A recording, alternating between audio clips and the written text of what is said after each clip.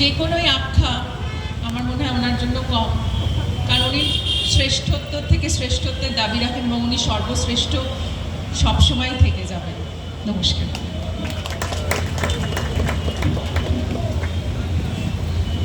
এটা অনেকেই বলেন যে উত্তম কুমারের ছবি কেন এত জনপ্রিয়, শুধু যারা দর্শক তাদের জন্য নয়, যারা অভিনয় করেন তাদের কাছেও। তার এক একটা ছবি নিবিষ্ট হয়ে দেখা মানে কিন্তু সেখান থেকে একটা অভিনয়ের শিক্ষা হয়ে যায়।